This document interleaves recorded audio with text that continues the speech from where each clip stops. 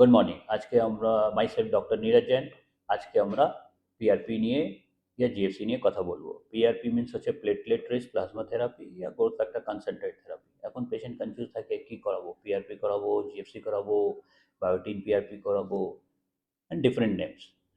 বেসিকটা বুঝে নিতে হবে। পিআরপিটা আমরা কী করে 20 cc অফ ব্লাডটা নিলাম, সেন্ট্রিফিউজ করলাম, প্লাজমাটাকে সেপারেট করলাম, ওই প্লাজমায় প্লেটলেট থাকে, এই প্লেটলেটে স্ক্যাল্পে ইনজেক্ট করলাম, মানে প্লাজমাটাকে ইনজেক্ট করলাম। ওর মধ্যে প্লেটলেটস অ্যাক্টিভেট হলো, গ্রোথ ফ্যাক্টরসটাকে রিলিজ করবো, ওই growth factor helps in the growth of particular tissue. Tissue বলতে ওইটা আগে আমরা স্ক্যাল্পে ইনজেক্ট করি for the growth of here's জন্যে, কতবার অ্যান্ড্রোজেনেটিক অ্যালোপেশিয়াতে গ্রোথ অফ হেয়ার জন্য, অ্যালোপেশিয়ার ইয়েটায় গ্রোথ অফ হেয়ার জন্য, তারপরে স্কিনে দিই, অ্যাকনি স্কার্সে দিই, তারপরে স্কিন রিজুনেশন, স্কিনটা ওই লুজ হয়ে গেছে ইন দ্য এজিং পেশেন্টসে দিই।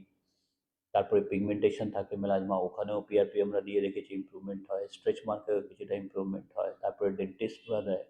তারপরে স্পোর্টস ইঞ্জুরিতে orthopaedicians are using it. So it helps in the growth of tissue. It depends on the site of the tissue. ঠিক আছে? It contain various growth factor রাখে like TEGF, FGF, BEGF, সেটা দিয়ে growth হয়। আর হচ্ছে safety, it is completely safe. এর মধ্যে আপনার ব্লাডটাই বাস নিয়ে ওটাকে সেন্ট্রিফিউজ প্লাজমা বের করে ইনজেক্ট করা আছে। সে completely safe procedure. Side effects কী কী হতে পারে? সাইড এফেক্ট কিছুই নেই। হালকা একটা পেন থাকতে পারে, পেন হলে আপনি একটা পেন কিলার এসওএস বেসিসে খেয়ে নেবেন। বাকি এরকম কোনো রিয়াকশন আর ইনফেকশনের চান্স হয় না। It is very much rare. So আব নাও কামিং কি পিআরপি করবো ইয়া জিএফসি করবো, যেটা পেশেন্ট আমাকে জিজ্ঞেস করে, আমি বলি দেখুন আপনি পিআরপিও করতে পারেন, জিএফসিও করতে পারেন। পিআরপিতে একটু পেন বেশি হয়, রেজাল্ট হালকা একটু কম হয়, 19-20 যেটা আমরা বলি। বাট এইরকম কিছু নেই কি জি পিআরপিতে রেজাল্ট হবে না, শুধু জিএফসিতে রেজাল্ট হবে। Pain is the important problem, কি পিআরপিতে হালকা একটু পেন বেশি হয়।